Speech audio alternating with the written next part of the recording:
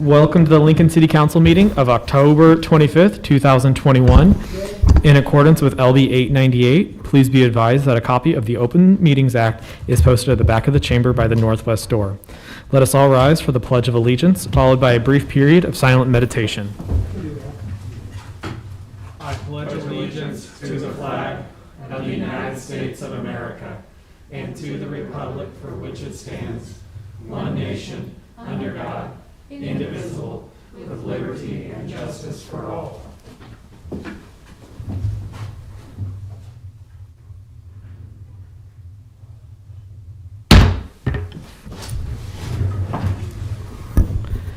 The order of business of the City Council is as follows. The clerk will call the items listed on the agenda. Under public hearing, anyone wishing to speak on an item should come forward after the clerk reads that item. The council shall require any member of the public desiring to address the council to identify themselves, the name of an organization or group, including an address, that you may be representing by such person or group, unless the address requirement is waived to protect the security of the individual. The applicant may then make one short rebuttal.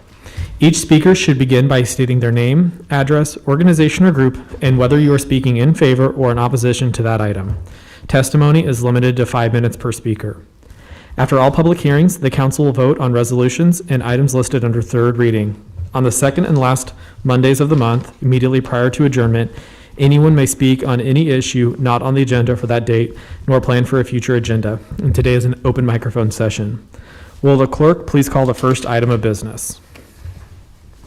Our first item of business for today's meeting, Monday, October 25th, is our consent agenda, sections 1 and 2. Is there anyone here that wishes to speak on any of these items?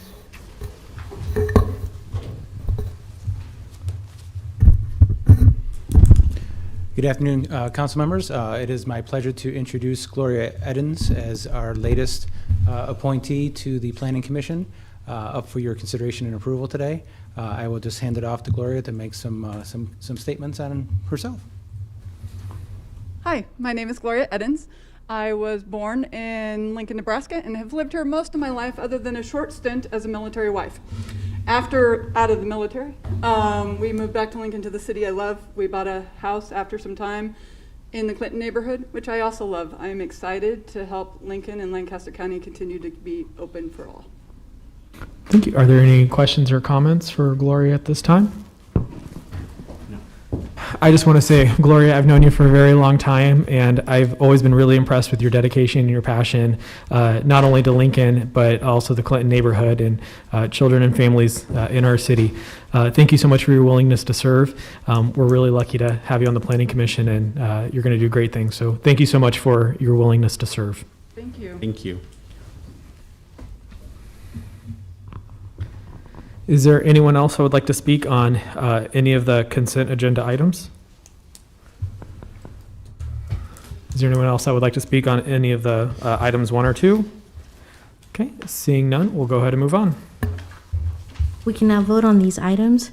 Item 1A is reappointing Sarbani Chakraborty to the Multicultural Advisory Committee for a term to expire September 18th, 2024. Introduced by Washington. So moved. Second. Moved and seconded by Councilman Beckius. Any discussion? Seeing none, may we please call the roll? Beckius, Yes. McGinnis, Yes. Raybold, Yes. Schob, Yes. Ward, Yes. Washington, Yes. Bowers. Yes. Motion carried 7-0. Item 1B is reappointing Dan Cooper to the Building Code Board of Appeals for a term to expire April 1st, 2024. Introduced by Washington. So moved. Second. Moved and seconded by Councilman Beckius. Any discussion? Seeing none, may we please call the roll? Raybold, Yes. Ward, Yes. Schob, Yes. McGinnis, Yes. Washington, Yes. Beckius, Yes. Bowers. Yes. Motion carried 7-0. Item 1C is reappointing Stacy Cervenka to the Star Trend Advisory Board for a term to expire October 20th, 2024. Introduced by Washington. So moved. Second. Moved and seconded by Councilman Beckius. Any discussion? Seeing none, may we please call the roll? Schob, Yes. Washington, Yes. Ward, Yes. McGinnis, Yes. Raybold, Yes. Beckius, Yes. Bowers. Yes. Motion carried 7-0.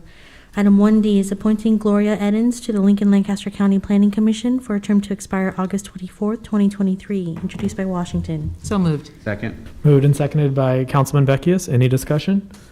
Seeing none, may we please call the roll? Ward, Yes. Raybold, Yes. Washington, Yes. Beckius, Yes. McGinnis. Yes. Schob, Yes. Bowers. Absolutely. Motion carried 7-0. Congratulations. Yes. Item 1E is approving the award of contract to the low bidder for the agreement between the City of Lincoln and State of Nebraska Department of Transportation for the North 27th O Street and I-80 Adaptive Traffic Signal Control Project, introduced by Washington. So moved. Second? Moved and seconded by Councilwoman Raybold. Any discussion? Councilwoman Washington? I have one question for Director Elliott.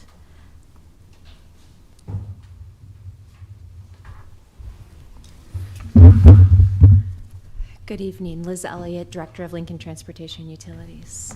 Good evening, thank you. I certainly don't have any complaints about a project that's funded with federal funds at a 90-10 ratio.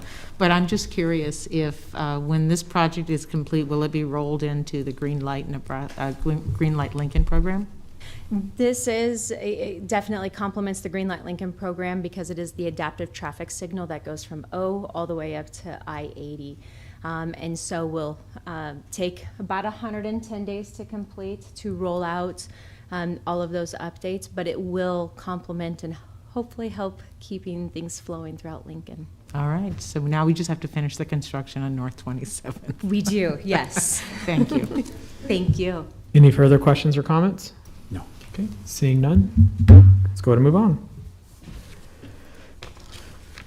Beckius, Yes. Raybold, Yes. McGinnis, Yes.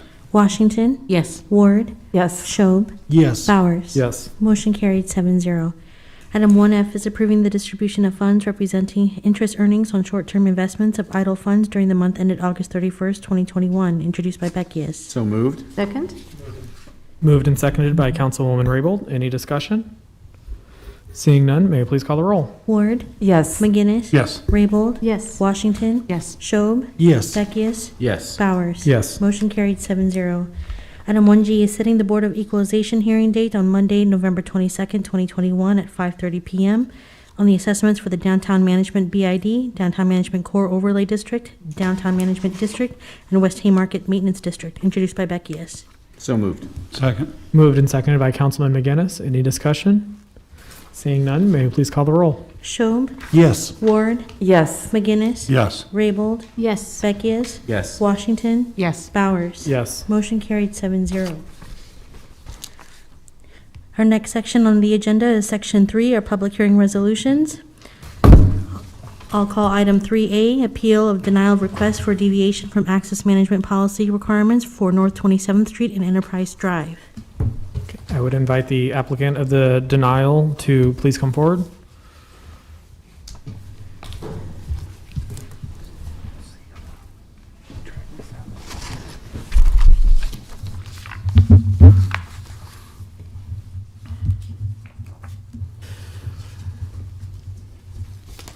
Good evening, Mr. Chair, members of the council. My name is Tom Houston. My address is 233 South 13th Street, Suite 1900 here in Lincoln.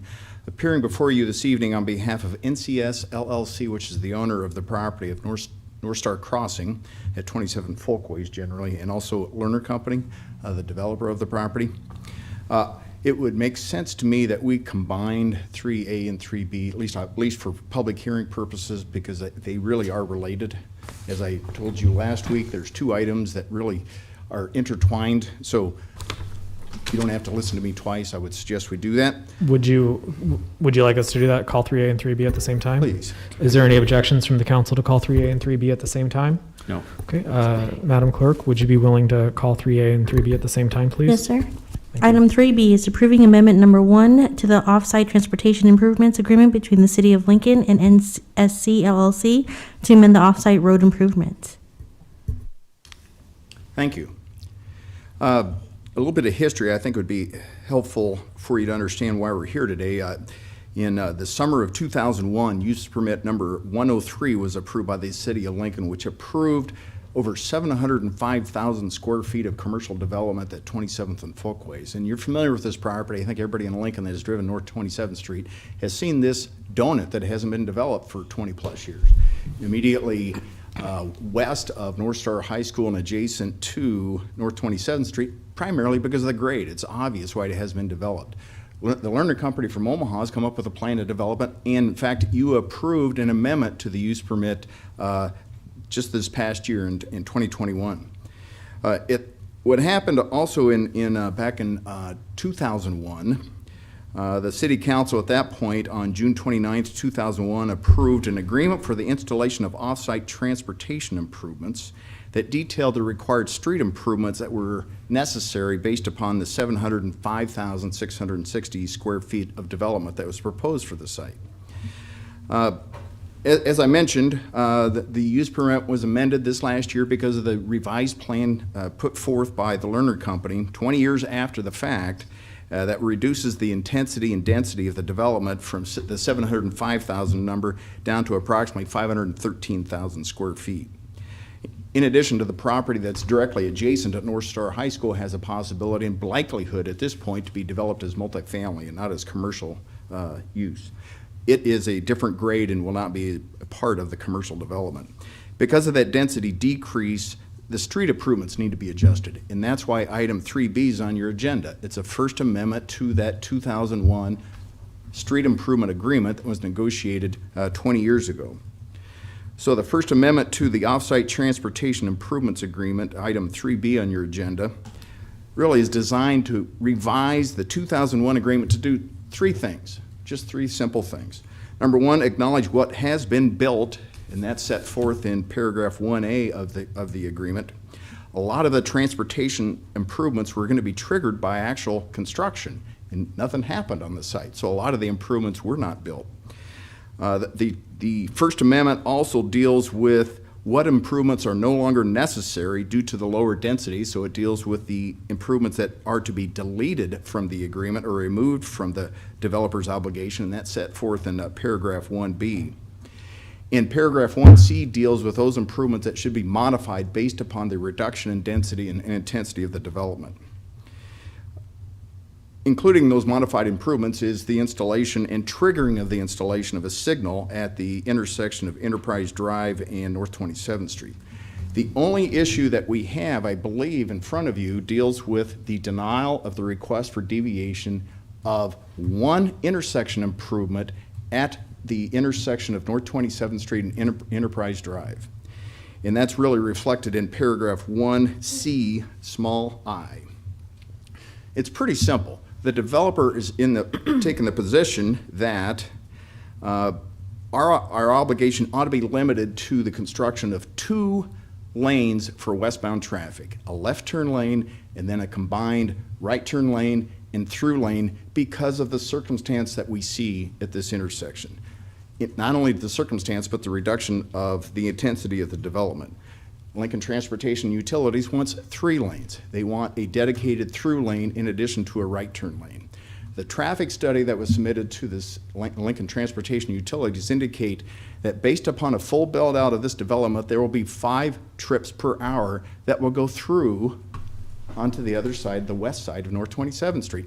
Why? Because it's not a through street. It circles back to 27th Street, as Brad will explain.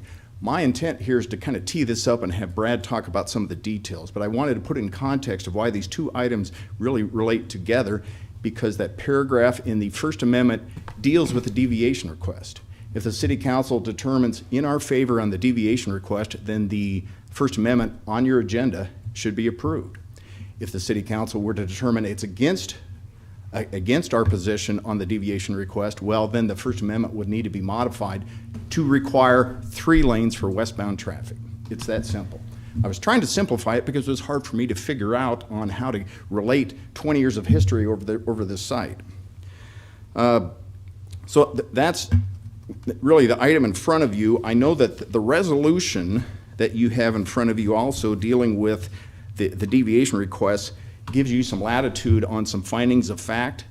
In my mind, the findings of facts legally should include that Enterprise Drive is not a through lane to the west of 27th Street, that the traffic indicates that a through lane for westbound traffic is not required, and that a shared through and right turn lane will reasonably accommodate the projected traffic based upon the traffic study that has been submitted.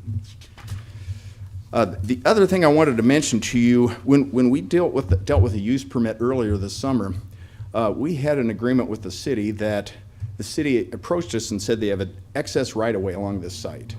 And they had really asked us to file a petition to vacate it. And that petition to vacate was actually approved by the Planning Commission, but it has not yet come forward to you because we got bogged down with the Nebraska Department of Transportation.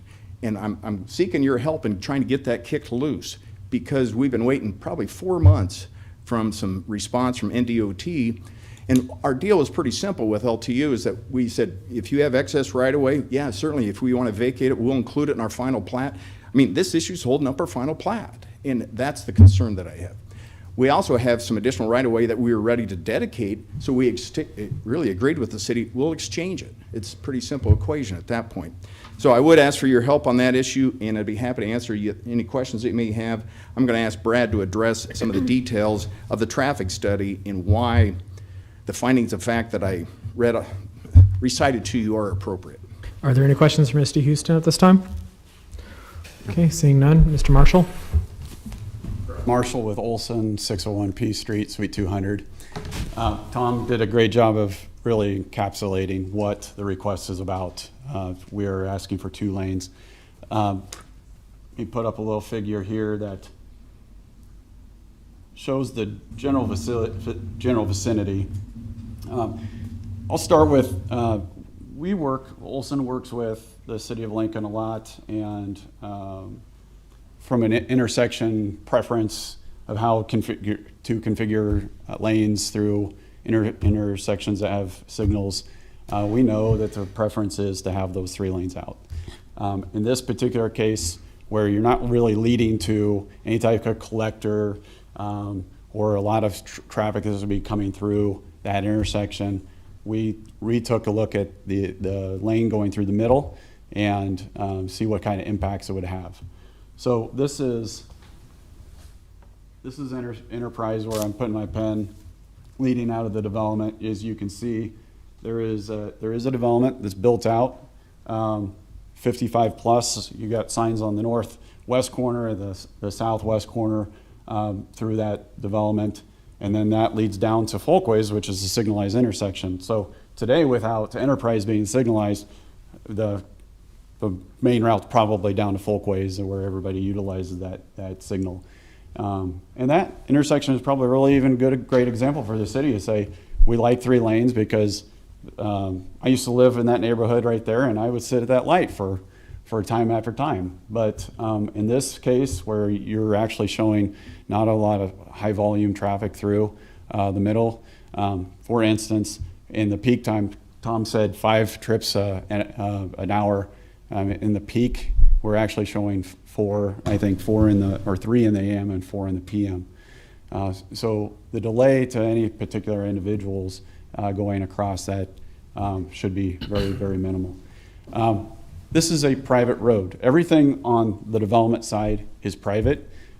Jay Lerner, that is developing this, Lincoln Crossing, the major commercial center to the south, has intersections exactly like this. They have 2 leading out, left turn, right through, is operated very well, I'm certain he would say, for many, many years. And so without the need of actually showing those trips going across, we are asking for that 2 lane. I think we recognize that if this was a major collector, if this was Folkways leading into the heart of into a development, I think it would probably be very appropriate, but in this case, it's not. Be happy to take on any questions. Are there any questions for Mr. Marshall at this time? Councilwoman Washington? Thank you very much, Mr. Chair. Good afternoon, Mr. Marshall. I do have a question a little bit about the development off of Enterprise. So the private road from North 27th to the east, how much further will the road go when you've developed all the commercial? So this is the plan that was approved. And so you can see Enterprise comes in, and the traffic study takes into consideration of how much volume of traffic is going to start queuing and stop and what's going to be required. So we met all those requirements, being 200 feet from the intersection and continue those islands, and so people aren't turning left and right. That Enterprise will come in, then there is a turn to go north, and that drive to the north is actually the one that will go to the church to the north. That will provide full access movement to them as it kind of goes back to that right-of-way issue and providing access to the north. So that road is about right here, and then Enterprise curls basically down and then goes all the way down to Folkways, which is right off the sheet here, but it comes down and connects.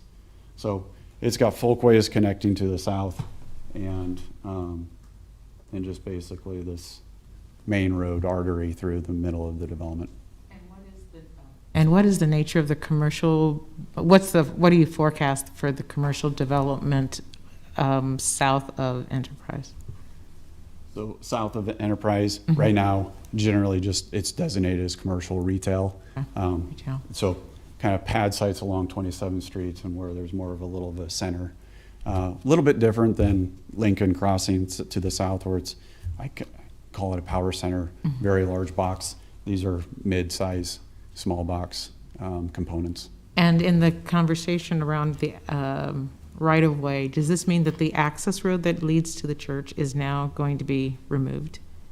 It would be removed if everything works out with the right-of-way and we get past that point, and then this would be basically a paved construction, because if you've seen it today, it's this partially gravel access that the church utilizes. Yes, I drove that last week. Thank you. You're welcome. Any further questions for Mr. Marshall? Okay, seeing none, thank you so much. Thank you. I'd now like to invite up city staff, and after we have city staff come up, we'll do a public hearing, and then I'll invite Mr. Houston and Mr. Marshall to provide a rebuttal.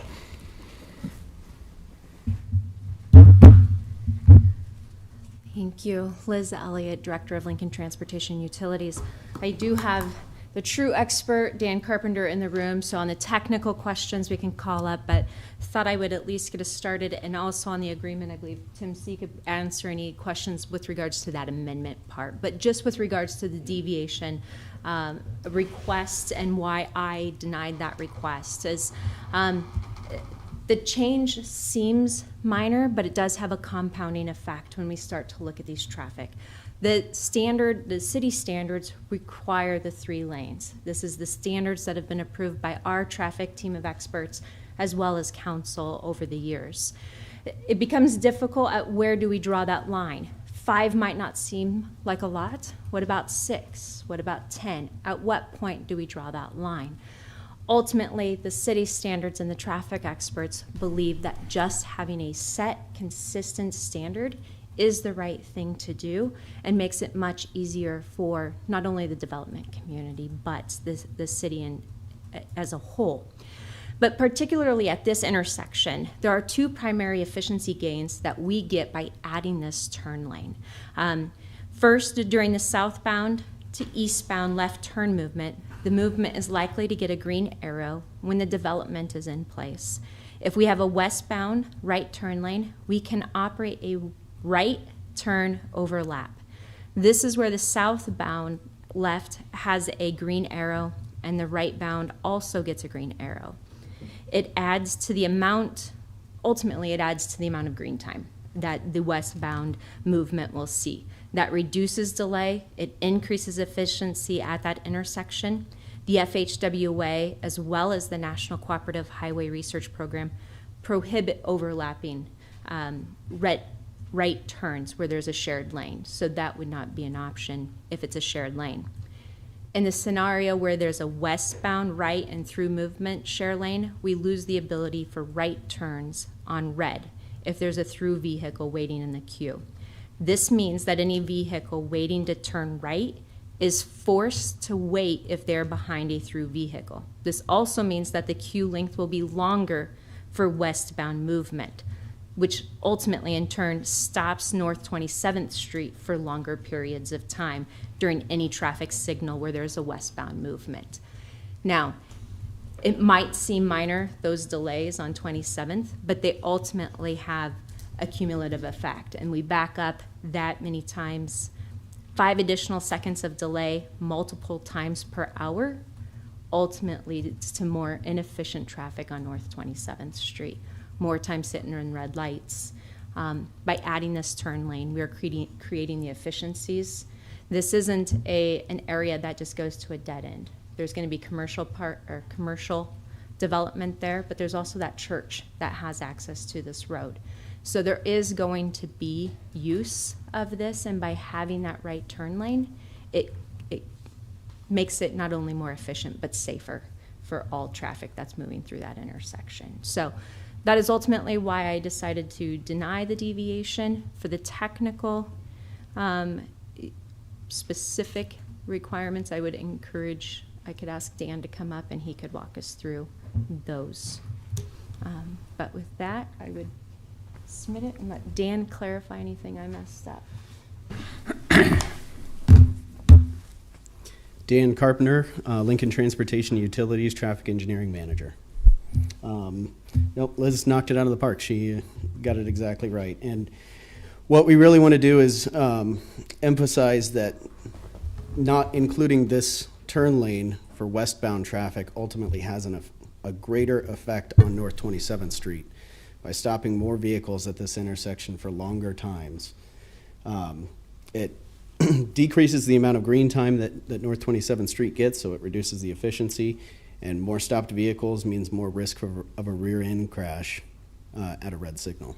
So with that, I'll see if you guys have any questions. Are there any questions for the city team? Councilwoman Washington? Thank you.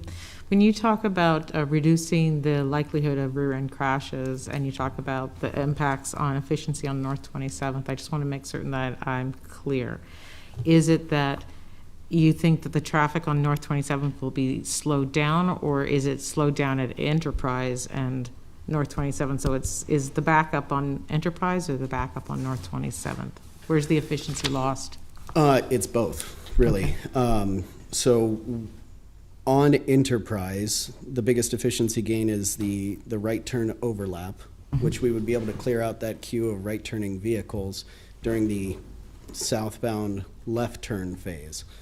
So it does help with some of the efficiency from that standpoint. One, knowing that the queue for all lanes would be shortened by including the 3-lane section, so it takes less time to clear all those vehicles. Will the church to the north, will they still have their own access directly onto North 27th, or will they now have to come around? I believe they still retain that access point, that driveway access point further to the north. And so they can make right-hand turns? Yes. Are there any further questions for our city team? Okay, seeing no further questions for our city team, is there anyone else from the city side that would like to present information? Okay, seeing none, is there anyone from the public that would like to speak on this item? Please just state your name and your address, please. Good evening. I'm Jay Lerner with the Lerner Company, 10855 West Dodge Road, Omaha, Nebraska, 68154. So I've been before you before. Thank you, and I appreciate everything that we've accomplished here so far. I've done a lot of projects, including Lincoln Crossing right down the street, which, by the way, last year was the highest traffic count shopping center in the state. I'm talking about traffic counts. Doesn't have 3 lanes anywhere on that project. I've done a 700,000 square foot project in Omaha. Shadow Lake Town Center has no 3 lanes going in or out anywhere. And if you look at the traffic impact, which is, I think, telling, the traffic impact takes into consideration the future development and what's going to be there. And the peak traffic count for the straight through is 5 cars per hour, and that's in the peak period. So we're talking about, if you're talking about backups, if you're talking about, there's no traffic. Compared to what's going on down the street, there's nothing, and it's not a through street. So it's just something ancillary. I know that she said we require these. Well, it wasn't required at Lincoln Crossing, and I don't know why it should be required here for that limit amount. And and we didn't do it. Traffic impact is done by somebody else, not us. So, thank you. Thank you. Are there any questions? Okay. Is there anyone else from the public that would like to speak on this item? Okay, seeing none, I would invite Mr. Houston and Mr. Marshall up to provide a rebuttal. I had the misfortune, and I'm going to use that term because I was on the Access Management Committee when we came up with the policy back, and we spent 18 months trying to slog through this policy. And it was really sold to the development community as this is one way to yes. This is one set of standards. I consider it to be the safe harbor, but it's not the only way to yes. And I think that's the philosophical difference that we have with LTU at this point about the access management policy, because it's not designed to remove their discretion to make exceptions to it. I always was a promoter of the fact that, yes, they still had discretion, but under this policy, there is a mechanism, this request for deviation, where a developer or property owner could seek an appeal to the city council, because there was way too many of these issues going to the city council back before 2010. And that was really the impetus behind the policy and the program. And we spent many, many meetings trying to work our way through this. So here we are, 12 years later, and it has become written in stone. And I can tell you, from my perspective as a member of the committee, it was never had that intent.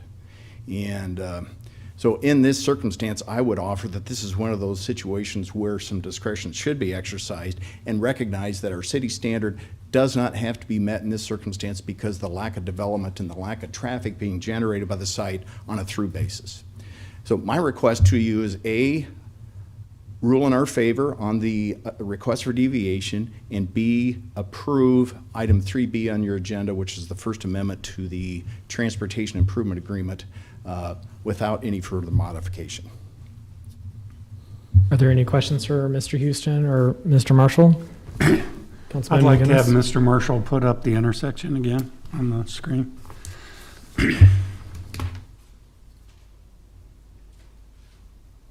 Kind of zoom in if you could on the intersection.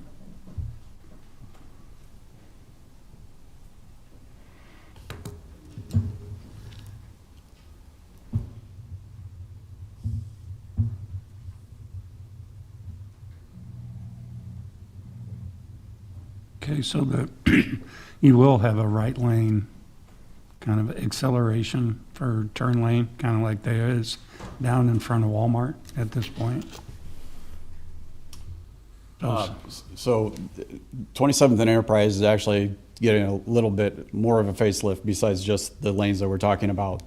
There is going to be a realignment of lanes on the west side of this so that can align with everything that we're talking about on the east side, signalization, and then there are also going to be turn lanes that are added, southbound, elongated, it's there today, and then a right turn lane added to North 27th Street on the northbound. So several lanes being added from the component of a public infrastructure is certainly planned and included in this agreement. Okay, thank you. And I will make one point on this. I heard staff say that there's potentials of people waiting and so forth. So Olson ran the two different scenarios of the 3-lane and the 2-lane.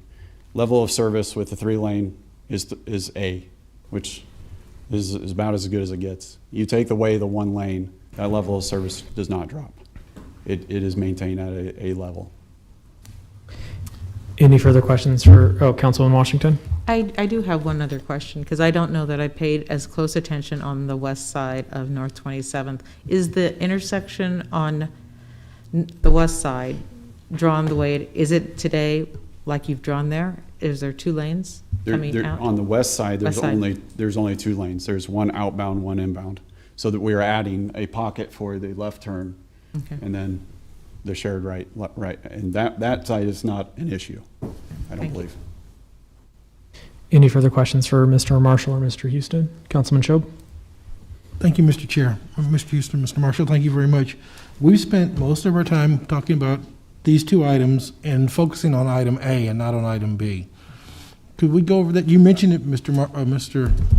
Houston, when you first opened up that we were going to do some changes. Can we go back over that again, would you? Well, I think the agreement in your packet is how we request it. And it really covers items to be confirmed that they're built, items that need to be removed, and items that need to be modified. And I think we're in agreement with LTU on all those things, with this one exception that's dealt with in the request for deviation.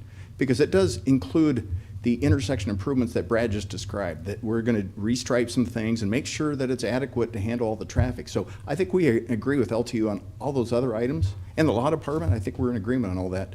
So I think the First Amendment as presented and included in your packet is appropriate based upon our request in front of you. Thank you, that's helpful. Any further questions for Mr. Houston or Mr. Marshall? Okay, seeing none. Thank you. We had the opening, we had the city provide information, public hearing, and a rebuttal. Mr. Christie, I just have a quick process question for you. Last week, we had discussion on what would be a yes vote and what would be a no vote. I guess just to kind of simplify the question, for item 3A, is a yes vote in favor of Mr. Houston, Mr. Marshall, or is a yes vote in favor of the city? Mr. Houston and Mr. Marshall. Okay, and so then a no vote would be in favor of the city? Correct. Okay. Does that make sense to all the members on the council? Yes. Okay. Thank you so much, Mr. Christie. Okay, we went through the process. Let's go ahead and move on to the next item, please. I'll be calling items 3C and 3D together, declaring the official intent of the city to serve as an issuer of a multifamily housing revenue bonds in an aggregated principal amount not to exceed $18 million to finance the construction and acquisition of a multifamily housing facility to be located at approximately Southwest 27th Street and West B Street, and declaring an area generally located at Southwest 27th Street and West B Street to be blighted pursuant to the definition in the Nebraska state statute. Good afternoon, Dan Marvin, Urban Development, 555 South 10th Street. With me today is Colleen Duncan with Gilmore Bell, and then David Wessner with the Annex Group, and we'd like to take just a little bit of time to talk to you about a development that we have out on the west side of town on West B Street. This project is really is a project that's using up a number of. There's a CUP out on this particular property that allows for 200 units, and this unit's count would be 192 units. So it's within the CUP. What's unique about this one is that this project is a development that is utilizing NIFA tax credits that would help pay for and assist in the payment of the apartment projects. And then as part of that, there would be income restrictions on the units that would be inside this particular development. We're here because the Annex Group did apply for tax credits and were approved for those tax credits, but there was a volume cap limit at the time that they were approved, so they didn't know that their project would be able to move forward. Later, NIFA did expand the amount of the volume cap, which allowed for the $18 million, which is in the intent resolution. And the intent resolution has been previously, I won't say approved by NIFA, but they've allocated volume cap of the $18 million towards this particular project. But what we need to do is pass an intent resolution before October 29th of this year, and then follow through with the bond resolution similar to what we had done with Gatehouse Row a week ago or 2 weeks ago, so that we would then be able to provide the financing tools for the Annex Group to move forward on their project. If I thoroughly confused everybody to this point? No. Okay. And I'm going to turn it over to Colleen and let her run through some of the legal aspects of the intent resolution and the blight study itself. Thanks, Dan. As Dan mentioned, I'm Colleen Duncan.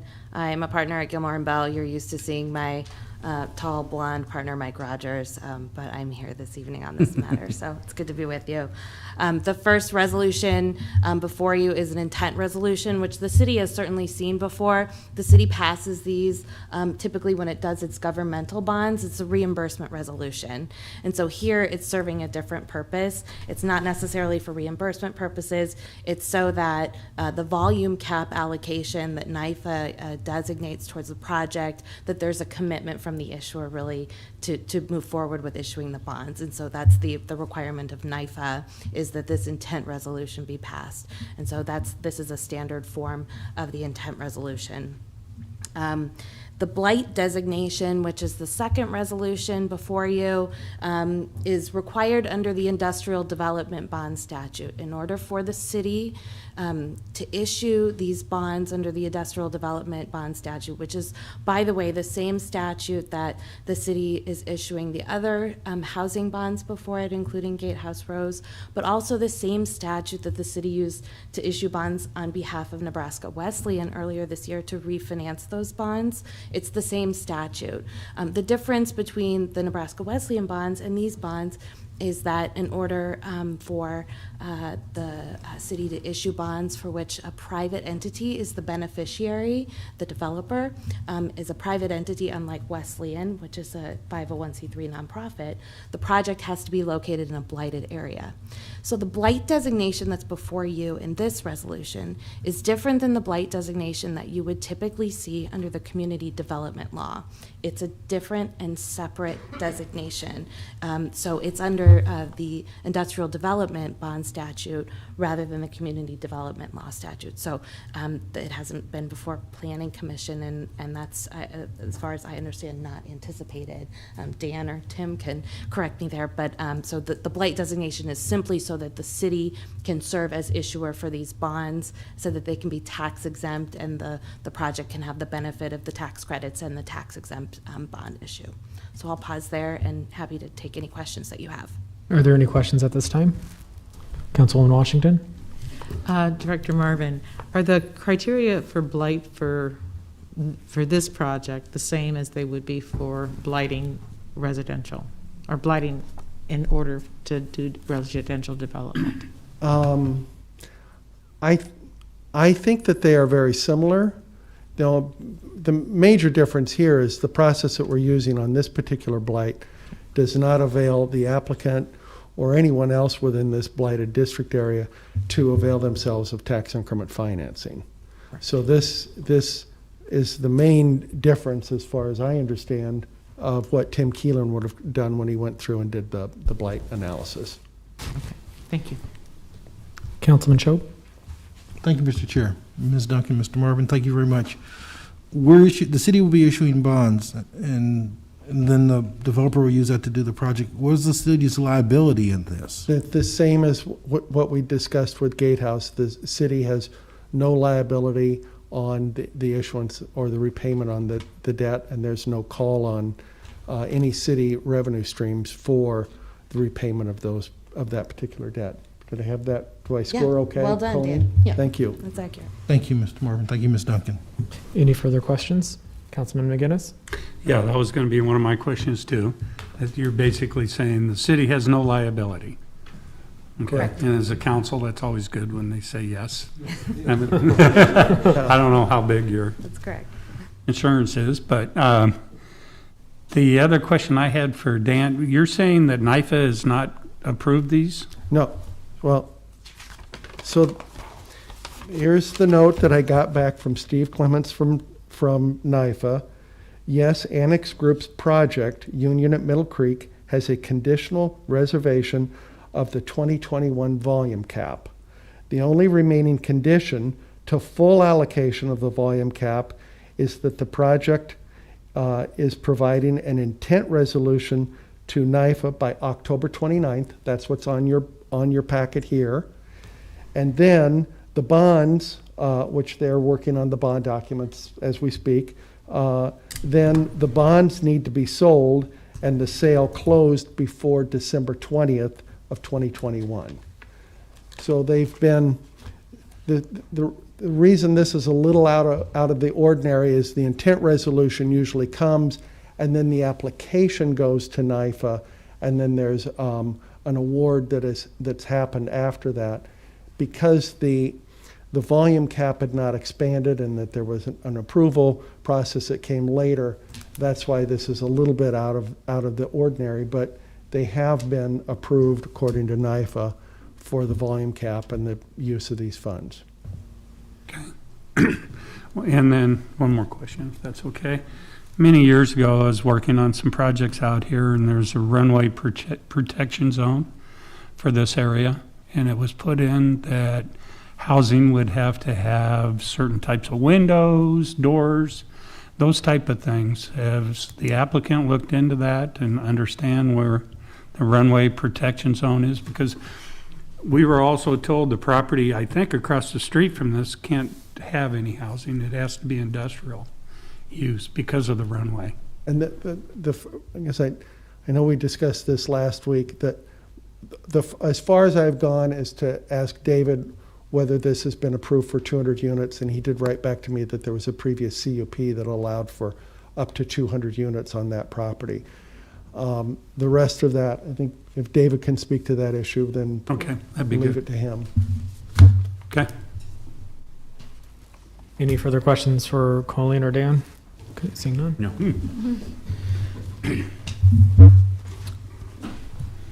Hello, my name's David Westner. I'm with the Annex Group. We're based out of Indianapolis, Indiana, and do primarily these 4% tax-exempt bond projects across the country, with really a concentration in university and college towns to try to address the housing shortage as well as lack of housing affordability in university towns across the country. So really thankful to be here. We've really wanted to do a project here for a long time and are excited to be able to provide some affordable housing on this side of town. So I guess to start and address the question that has already been made, yes, we are aware of the air zone. We're working with several local design folks, including Riga Engineering, who I'm sure you guys are familiar with, and your own fine planning staff as well, and so have kind of been made aware of all of the conditions, including insulation, windows, those types of things, and are planning on including those. And as Dan mentioned, the CUP has already been approved, the site plan has been approved, and there's a preliminary plat already approved that we are kind of following all of those guidelines. So, Are there any other questions? Okay, seeing none. Thank you so much. Yes. Can we just get your name for the record, please? Yeah, it's or your name and address, I'm sorry. David Westner, 409 Massachusetts Avenue, Indianapolis. Perfect. Thank you so much. Thank you. Is there anyone else that wishes to speak on item 3C or 3D? Anyone that would like to speak on this item? Okay, seeing none, we'll go ahead and move on. Now, excuse me, we can now vote on these items. Item 3A is appeal of denial of request for deviation from access management policy requirements for North 27th Street and Enterprise Drive, introduced by introduced by Ward. So moved. Second. Moved and seconded by Councilman McGinnis. And just to remind the public, a vote yes is a vote in favor of Mr. Marshall and Mr. Houston. A vote no is in favor of the city team. Any discussion on this item? Okay, seeing none, can we please call the roll? Raybold? Yes. Washington? Yes. Ward? Yes. Schob? Yes. Beckius? Yes. McGinnis? Yes. Bowers? Yes. Motion carried 7-0. Item 3B is approving amendment number 1 to the off-site transportation improvements agreement between the City of Lincoln and NSC LLC to amend the off-site road improvements, introduced by Washington. So moved. Second. Moved and seconded by Councilman Beckius. Any discussion? Seeing none, may we please call the roll? Raybold? Yes. Ward? Yes. Schob? Yes. Washington? Yes. Beckius? Yes. McGinnis? Yes. Bowers? Yes. Motion carried 7-0. Item 3C is declaring the official intent of the city to serve as the issuer of the multifamily housing revenue bonds in the aggregated principal amount not to exceed $18 million to finance the construction and acquisition of a multifamily housing facility to be located at approximately Southwest 27th Street and West B Street, introduced by Washington. So moved. Second. Moved and seconded by Councilman Beckius. Any discussion? Seeing none, may I please call the roll? Washington, Yes. Raybold, Yes. Beckius, Yes. Schob, Yes. Ward, Yes. McGinnis, Yes. Bowers. Yes. Motion carried 7-0. Housing. Item 3D, declaring an area generally located at Southwest 27th Street and West B Street to be blighted pursuant to the definition in Nebraska state statutes, introduced by Washington. So moved. Second? Moved and seconded by Councilwoman Raybold. Any discussion? Seeing none, may I please call the roll? Raybold, Yes. Washington, Yes. Ward, Yes. Schob, Yes. Beckius, Yes. McGinnis, Yes. Bowers. Yes. Motion carried 7-0. Our next item is Section 4, Public Hearing Ordinances, Second Reading and Related Resolutions. Item 4A is approving the Amendment Number 1 to the Conduit System Lease Agreement between the City of Lincoln and Allo Communications. Chairman Bowers, Vice Chair Ward, members of the council, David Young, Finance Department.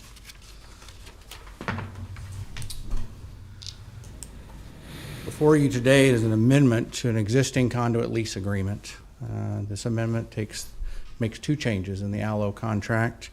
The first change would increase the credit in kind available to Allo from $1.5 million to $8 million.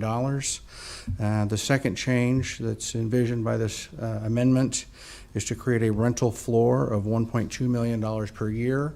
Any rent that is due above that floor amount would go towards the credit in kind amount. The map that you see here before you, we can zoom out or zoom in, shows approximately $250-ish million worth of assets that were installed by Allo during this project. Are there any questions for Director Young? Okay, seeing none, thank you so much. Thank you. Is there anyone else that wishes to speak on this item?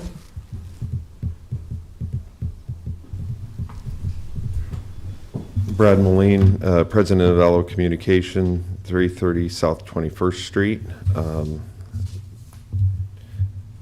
Basically, the partnership between Allo and the city on this enormous project is really something special. If you think of where we started to where we ended up, we finished the project about 2 hours. I wish it was. Are you really finished? 2 years earlier than the original plan. And what that created was the need to extend the conduit system in a very, very rapid pace. I'd remind the council that but for the conduit system, we wouldn't have been able to do this. So it was a great partnership. If you look at it, we went from a city that was ranked in the roughly 25th in the state in broadband services to now a community that's in the top 100 cities of the country, is consistently ranked in the top 10. And so I just hope that this can be a model for a public-private partnership in a variety of areas going forward, not just Allo in the city, but I hope many other people in the city. It was a huge investment, close to $250 million.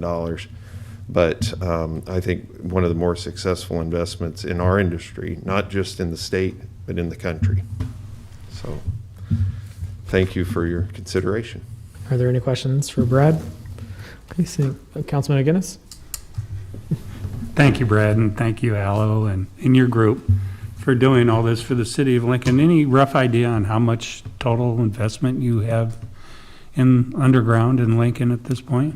Well, just in our total investment's about $250 million. In the underground, we did roughly 8 million feet of our own, extending the conduit and everything. I think that was in the 130 million, 140 million of that range. So it was rather significant. Well, again, thank you for doing that. I would say any time, but it only has to be done once. Thank you so much. Thank you. Is there anyone else that would like to speak on this item? Okay, seeing none, we'll go ahead and move on. Item 4B is amending Lincoln Municipal Code Chapter 4.16 Hospital Board to more properly title the chapter Community Health Endowment. by amending section 4.16.010 to remove outdated language, by amending section 4.16.050 to clarify that any changes to the rules and procedures of the board will be reported to the city council, by amending section 4.16.060 to add that the board shall adhere to investment practices and policies that achieve preservation of the inflation investment practices and policies that achieve, inflation-adjusted purchasing power of the endowment fund, and repealing sections 4.16.010, 4.16.050, and 4.16.060 of the Lincoln Municipal Code as hereto existing. Is there anyone here that would like to speak on this item? Is there anyone here that would like to speak on this item? Seeing none, we'll go ahead and move on. Amending Lincoln Municipal Code Section 2.62.020 to revise the year of service definition, by amending Section 2.62.055 to correct references to subsections, by amending Section 2.62.070 to add that a member forfeits his or her years of service on the date he or she ceases to be a member of the plan, by adding a new section number 2.62165 entitled Purchase of Forfeited Service Credit under this plan, Purchase of Prior Service Credit for Service for another governmental employer, by amending sections 2.62.140, 2.65.140, 2.66.107 to add back the provisions that certain active members may elect to receive a 13th check or purchase of cost of living adjustment to apply to the member's future pension benefits payments, and repealing sections 2.62.055, 262.070, 262.140, 265.140, and 266.107. Good afternoon, Council. Doug McDaniel, Human Resources. The ordinance has two amendments to Lincoln Municipal Code. The first, and we briefed both of these issues in pre-council with you earlier in the month. The first is service credit purchase. This amendment will allow members of, or employees rather, with prior service in police or fire and governmental agencies that hire into Lincoln to potentially purchase service credits under our current police and fire pension program. So it does set up a process whereby someone may actually move out of their previous pension plan and then purchase those equivalent credits into the police and fire plan. We can give you specific questions on that issue as well. I have Paul Lutomsky here with the who's our pension administrator, and Don Tott with City Law if you have specific questions on that. This does make our pension plan a little more mobile, does improve our ability to attract and recruit outside of Lincoln. So this is something that was requested by our police union and also endorsed by our fire union as well. Are there any questions at this time? Okay, seeing none. The second amendment is actually a restoration of language which was previously in code, and we erroneously eliminated it a few years back under code cleanup. It had not been used. It is basically one which allows the members of police and fire pension to purchase a COLA or cost of living adjustment. They can purchase such at the time of retirement if they choose. No one had chosen to do so, and so we felt that maybe the language was outdated. Then as we removed it, someone came forward and said that they would like to look into that. So it's being restored without any expense to the city at that point. It just is reinstating language that we pulled out. Any questions for Director McDaniel? Okay, seeing none. Thank you so much. Thank you. Thank you. Is there anyone else here that would like to speak on this item? Is there anyone else here that would like to speak on this item? Okay, seeing none, we'll go ahead and move on. I'll be calling items 4E and 4F together. Change of zone 21035, application of MI Industries Incorporated for a change of zone from H3 Highway Commercial District to I1 Industrial District. Oh, excuse me. Yeah. Oops. I'm sorry about that. Item 4D is Comprehensive Plan Conformance 21019, declaring approximately 0.54 acres of city-owned property generally located at 5th and Cedar Streets, Ashland, Saunders County, Nebraska as surplus. Dan Marvin, Urban Development. You almost stole my thunder. I'm sorry. This is This is a property we own out in Ashland, Nebraska. And some neighboring properties were aware that the city owns this property and inquired as to whether we would want to sell it. There were internal discussions amongst the various departments as to whether we should retain this property. And Michelle drew a little red line through here. That's the pipe that we would have an easement on. We want to protect our interest in a water line that runs through that property. But other than that, we're open to selling it. And so those would be the conditions upon the sale. And likely it would be a neighbor that would have an interest in that property. Are there any questions? Councilman Washington?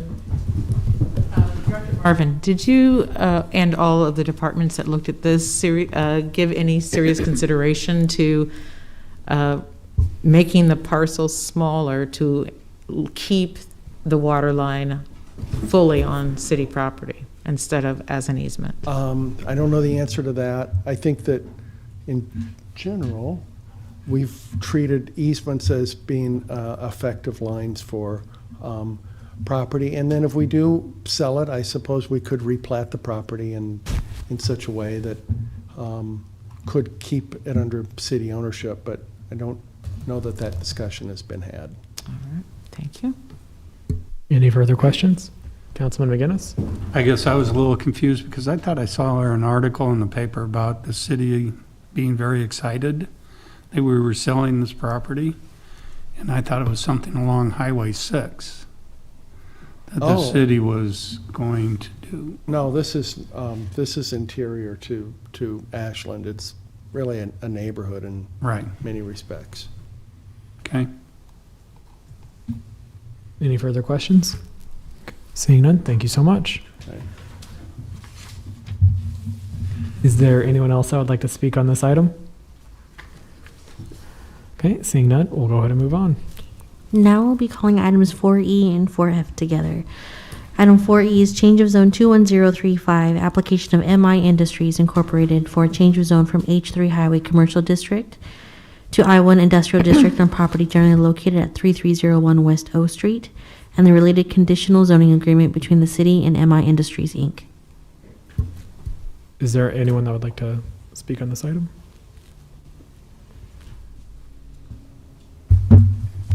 Good evening, members of the council. Andrew Willis, 233 South 13th Street, Lincoln, Nebraska, on behalf of the applicant MI Industries. The proposed change of zone, here's a map. Do you know what we're talking about? Really, this is the property owned by MI Industries was split I1 and H3. And so what we're requesting is currently the H3 goes from West O Street down to this, right here. And we'd like to extend the I-1, that's the southern part of this, up 325 feet. So really it's a change of 325 feet of zoning. And what that does, the purpose of this is that it allows for the expansion, this is the Nature's Variety property, and really it'll allow for the expansion, this proposed expansion. It's very large, about 250,000 square feet. It'll be a really great project, about $180 million investment, kind of net of, resulting in about 220 jobs, 120 new ones, retaining 100 jobs. So it's a big deal and it's a good project, environmentally friendly, LEED certified pet food plant. There's apparently only about 10 in the country, so kind of a unique deal. But ultimately it doesn't fit, and we need additional I-1. So working through the proposed change of zone, this retains the H3 along West O Street, so you still have that commercial along West O, so that's retained, and then this just allows for the full expansion. The Planning Commission recommendation was conditional approval with the zoning agreement that's before you as well. That zoning agreement, the conditions. The applicant has agreed to everything. Preliminary plat's been submitted. Traffic study is underway, will be done next week. Whatever that traffic study says, that will dictate what needs to be done really, along this entrance to West O. The main employee interest will still be along Southwest 32nd Street. This is kind of the existing facility here. But this West O Street will be used for truck traffic in to the new facility. So the traffic study will dictate when it needs to be done as far as the right-hand turn lane there, but that's being done and will be completed.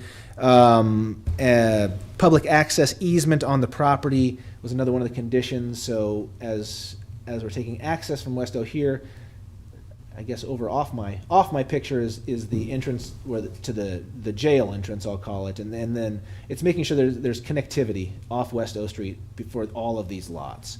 That will all be dealt with in the final plat, subdivision agreement, and so I think everything, we've from the applicant's perspective, all of those things work and they're fine. We've had a lot of good discussions to make this work. But again, really, it's changing 325 feet of zoning internally in the property, maintaining that H3 along the highway still, along West O Street, and really it's a good deal for all around. I'm happy to answer any questions. Are there any questions at this time? No. Okay, seeing none, thank you so much. Thank you. Is there anyone else here that would like to speak on this item? Is there anyone else here that would like to speak on this item? Seeing none, we'll go ahead and move on. Item 4G is change of zone 21036, application of Connecting Point Church of the Nazarene for a change of zone from R1 residential district to O3 PUD planned unit development with associated waivers on property generally located at South 70th and South Streets.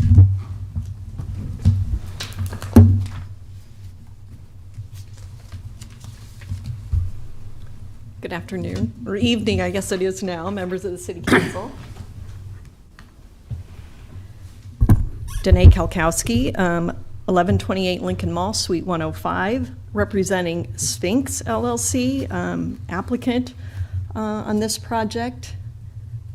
Today we're discussing a 3.73 acres at the northwest corner of 70th and South Street. It's current home of Connecting Point Church and Noah's Ark Christian Daycare, and a single-family home along South Street. The application before you is a change of zone from R1 to an O3 PUD. And the reason we're using the PUD in this instance is to allow that parking lot to be constructed while allowing the church and the daycare uses to remain for a period of time. I'd like to kind of do a combo presentation, so I'm going to let Rob Linnefelter, CEO with Lincoln Surgical Hospital, come up and tell us a little bit about why this project's important. We also have Aaron Bright from Olson Associates here too, and so I'll let Rob tell a little bit, then I'll go back to go over the site plan a little bit with you, and then we'll all be available for questions. Rob Linnefelter, 1710 South 70th Street. And I'm the CEO of the Lincoln Surgical Hospital and the Nebraska Surgery Center, located at 1710 South 70th Street. We have been in negotiations with the church for a number of years in regards to their property. It was for sale about 2 years ago. We decided we didn't need the property at that time. They did not have a buyer for that property, so they decided to take it off the market. We made a decision a few years back to move the Nebraska Surgery Center, which is currently located on the campus of St. Elizabeth, to our campus. And we did a remodel of our building at 1730 South 70th Street to do that. We are within the parking guidelines put forth by the city to meet all the parking needs that we are required to have for our current square footage, but have made a decision that to make it easier for our patients and their families to park on our facility, that we would acquire additional parking space. So we reopened our negotiation with the church to purchase the property to put a parking lot in on the south part of their lot that's along South Street. And we've negotiated an agreement with them. They are in the process of negotiating a place to move. And are awaiting our approval for this rezoning to be able to make that purchase and for us to make the purchase of this property. you might tell them about how long they'd like to stay, Rob. We've put in our lease, they want to lease back the church to them, it's just for their transition. They have a ability to stay in the property for the church for an additional 15 months at no cost to them. And then they also operate a daycare that's in the basement of the church. We've negotiated that we will keep the daycare up and operational for an additional 39 months. We're looking at it as an opportunity for our employees to be able to have a place for their children to go for their daycare needs. And so looking to put a contract in place to do that as well. Thanks.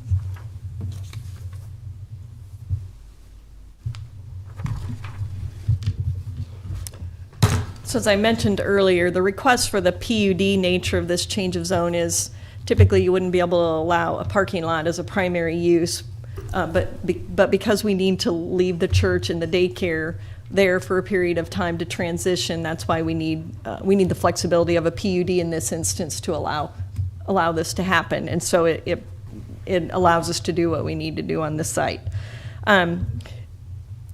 The PUD has two phases that are shown on the plans. The first phase is the phase I have up now. That will allow the existing church building, to stay, and also the middle building, because those uses will remain the same as they are today.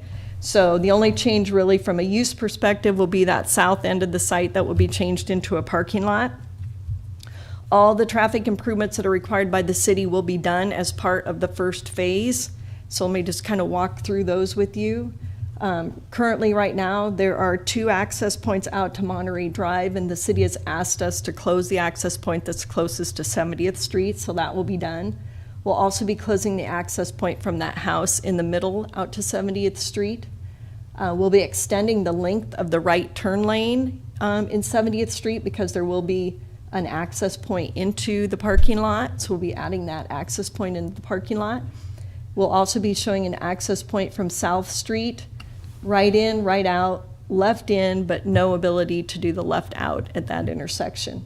And then as part of that, we'll also be doing a right turn lane at that access point.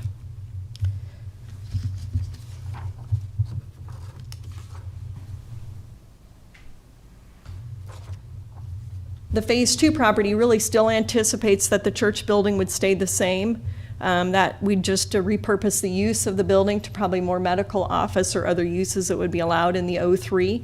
Probably really the main change in the Phase 2 is a possibility of the removal of that residence that's there and the addition of an additional office building or building that would allow O3 uses.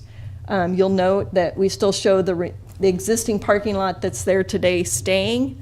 So that building would still be located in the buildable area that's identified out there closest to 70th Street. So we'd still have that separation between that building and the neighbors. We did hold a neighborhood meeting in the church back in August. We had about 9 of our neighbors present.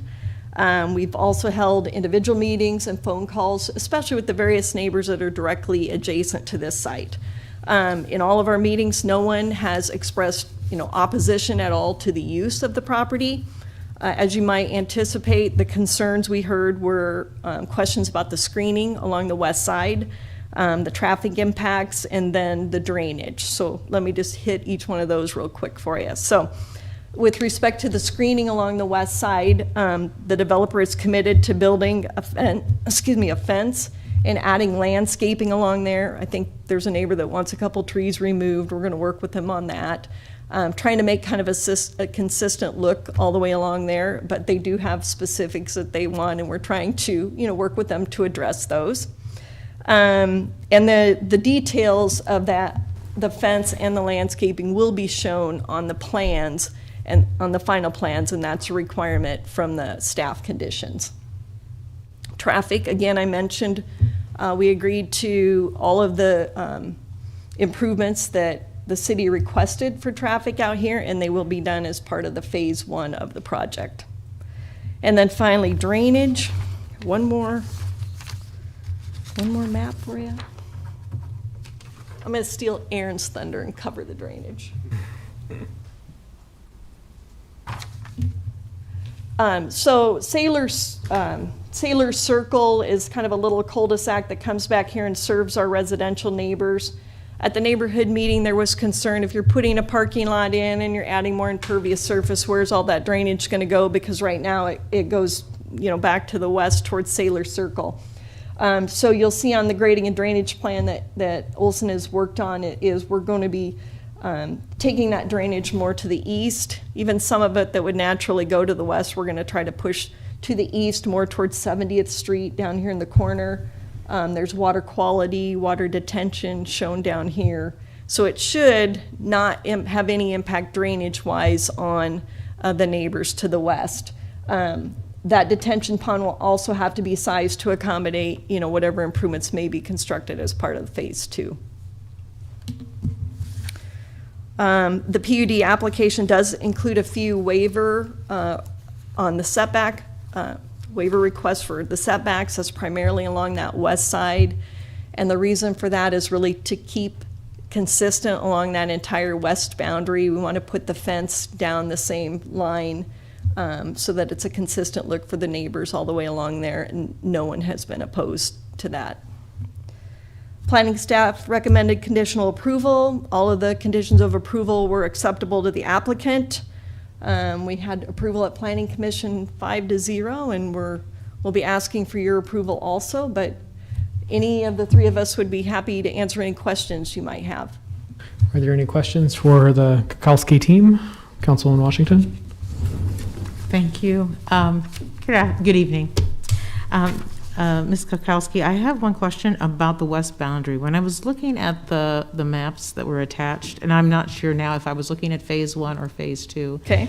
And I really appreciate the landscaping notes on that, but I was curious about the Sailor Circle entrance to the church parking lot, and if that was going to be removed in phase 2. Well, there is no entrance or no roadway connection between Sailor Circle and the church parking lot. Okay. There's a little drainage, a little piece of Okay. cement that's just a drainage flow through there. But there is no vehicular connection, nor is there one planned. Okay, yeah, I probably saw the concrete and the drainage. Yes, you probably But I did. also didn't see the fence running through that section. There's on your map, the fence breaks there. Yeah, I think there was intended to be a break to allow that drainage to go through there. Aaron, you might, Yeah, I think. that was really the Okay. reason for it, is because there is a drainage way that goes through there. And the neighbors were concerned that right now sometimes the daycare brings kids down through the back and then they walk along Sailor Circle or up to the school and around the sidewalk, and they wanted to allow that connection to be left open, or there to be a connection left open. Thank you. Yeah, a pedestrian connection. Okay, thank you. Yep. Councilman McGinnis? Yeah, I was going to point that out. That's what Yep. they talked about at the meeting, is they would like to still have a pedestrian access off of Sailor through the end of the area, or either or. And then, again, Sailor Circle does not connect to this parking lot. There's a barrier there that stops it. Just going to be curious when you can get all the neighbors to agree on what kind of fence that they would like to have. Good luck. It may be two different. It may be one all the way up the west side, and then the neighbor who is right there at the corner on our Northern Street, Monterey Drive, may have something a little different, because their property line does come right to the edge of where the parking lot is, and they have some really nice green screening there already. So there may be two different things, but for the most part, it'll be consistent going down the property line, the north-south property line. And then also, you saying the detention cell will be a dry cell, is that correct? Kind of like what we used to do at LPS for some of the parking lots? Correct, yeah. Aaron Bright with Olson, 601 P Street. You're absolutely correct. That detention cell is just providing, again, water quality and stormwater detention, and wouldn't hold water any longer than kind of a typical 24 hours max. Fills up, releases, and then it's gone and dry for the majority of time. It's. Are we going to not keep the seeing any same sidewalk width there, or could it be a little wider so when I ride my bike there, I don't run over others? I need a wide path for my bike. We are going to be providing additional right-of-way or pedestrian easement along 70th Street for the potential future the widening of the sidewalk for a future trail. Okay. Yep, exactly right. That was one of the staff conditions. Councilman Washington? Thank you for allowing me one more question. I think I read in the description, this is going to be overflow parking for staff, or staff parking primarily. And I was just curious about the crosswalk. So that's a lot more attention or use of that crosswalk. Will that signal be changed? Will it still be a pedestrian determined stop? Right, at this stage, I don't think there are any intentions to change that signal at all. Okay, thank you. Any further questions? Okay, seeing none, thank you so much. Thank you. Yep. Is there anyone else that would like to speak on this item? Okay, seeing none, we'll go to move on.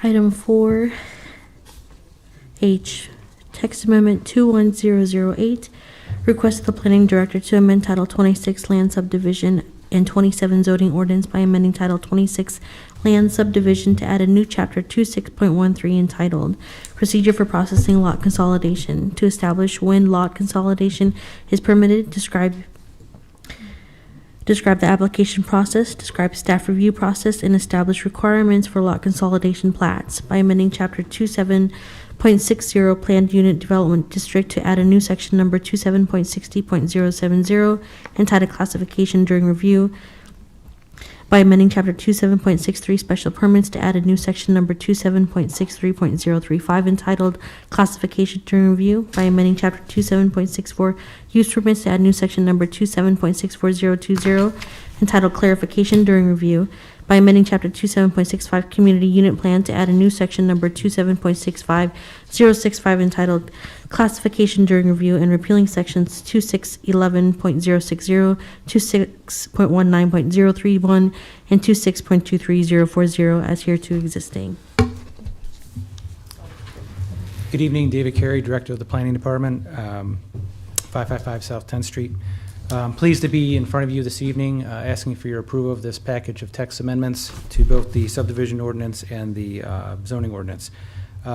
This package is a culmination of several years of discussion and work and coordination with the development community and several departments to come up with something that I am confident will help with the development review process here as the city is concerned. This is a package of 6 specific items. There are 3 what I would consider cleanup and kind of more minor items. I will focus on the 3 other items that are of more significance for the purpose of improving our process for approval of development proposals. One is that we are asking for approval of changing the time that is allowed for the re-review of final plats.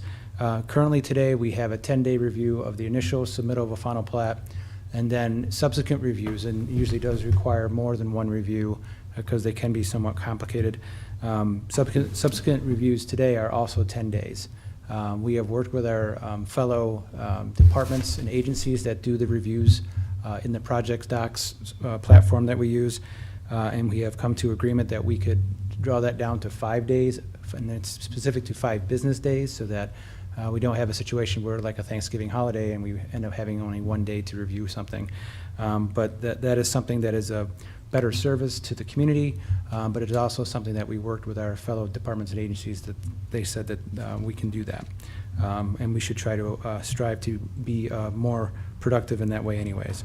The second one that I will identify and focus on is the consolidation final plat. What this does is, in previous years, we used to do something that was called a Transfer of Restriction Agreement, or TORA. And that was a less official way of saying that minor situations where you have, say for example, 2 lots under the same ownership, that this was a way to say that they would remain under single ownership. But that was difficult to track, and it was not really easy to enforce. So the requirement to have a full-blown final plat is actually what we are doing today. This change does not take away the final plat. The final plat still happens, but in the situation of the most simple final plats where you just have simply the consolidation of two lots, we do not have any public improvements involved, we don't have any creation of new easements or the release of any easements. This is truly the simplest that they can be. So we are proposing to create a consolidation final plat, and what that will do is it'll streamline the process and timing of the approval of the final plat, because we won't have any other extraneous agreements that have to be approved as well, for example, for those public improvements. And so that is what this one will accomplish. We do have several of these happen on any given year, so it's not like this is an insignificant change. And this will be very useful to those folks and those applicants that really have those straightforward, simple final plats. And then the final one that I will focus on is the Planning Director Clarification Letter. What this does is allows the Planning Department, the Planning Director in particular, allow for the clarification of a detail on the types of plans that have already come through the Planning Department for approval. So those are plan unit developments, community unit plans, special permits, and use permits. Those are the applications that come through planning. The planning staff has the most knowledge of what those plans have in it, and we are better positioned to make sure that we understand what the requirements are or what they may not be. This will free up time for some of our fellow departments that also work on these reviews, so that we can just say, okay, this is what the intent is, and this is what we're going to do. But what this requirement does to have in it is that a written clarification we put in the file when some items come up for discussion, and we'll allow that to carry forward in the file, so that in the future, if it was to be discussed again, there is clarity. So those are the three very important and what I describe as being items that we have worked for several years on, and we do have support from the development community. We had testimony and support at the Planning Commission. The Planning Commission did approve this 5-0, and it's before you today for your approval as well. So with that, I'll stop and I'll answer any questions you might have. Are there any questions for Director Carey? Councilman Vecchius? Director Carey, just out of curiosity, you were speaking of the two-lot issue that you'd brought up, the second issue that you'd brought up. Moving further upstream, will then that reduce or eliminate the need for certain waivers depending on a type of development that's being done on those two lots? It wouldn't necessarily remove any requirement for waivers if there was one to be requested. Mm-hmm. But we would still have a process available for that to happen if it was necessary. Okay. What it does do, though, is that by following through on the final plat, it takes away one of the limitations of the transfer of restriction agreements, was that you still had a lot line more or less somewhere on those Sure. in common ownership lots. And if the ownership were to be distributed again to more than one, then you would have some issues there with setbacks and whatnot. So by the final plat being done, you kind of take that away from being a possibility. Sure. Thank you. Yep. Any further questions for Director Curry? Okay, seeing none, thank you so much. Thank you. Is there anyone here that would like to speak on this item?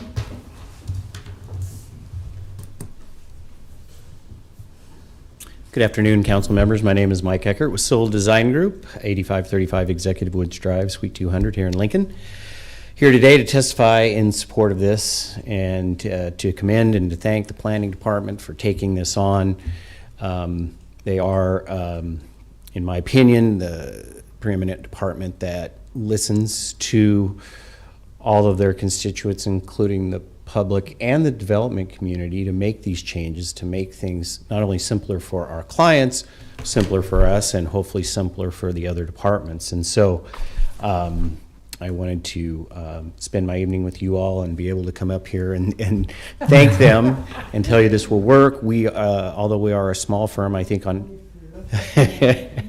on average, we probably do 30 to 40% of all the final plats in the city with our firm. And we do get, we're one of the few firms that will do the work for the public. For somebody who's got either a big lot and says, I want to split this into two, or own two lots and decide the premium place to build it is right in the middle on the lot line, and with the TOR agreements no longer allowed on either commercial or residential, this is critical.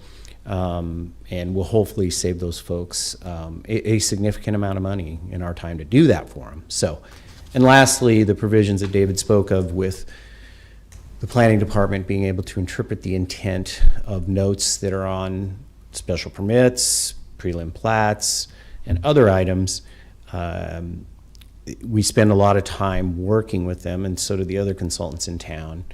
When we spend months putting together notes on plats and special permits and what the intent is, and they are often difficult for building and safety to interpret because they have to look at things through building code issues. And so the ability for David to come in and be able to say, this was the intent, put this in the file, let's let it go.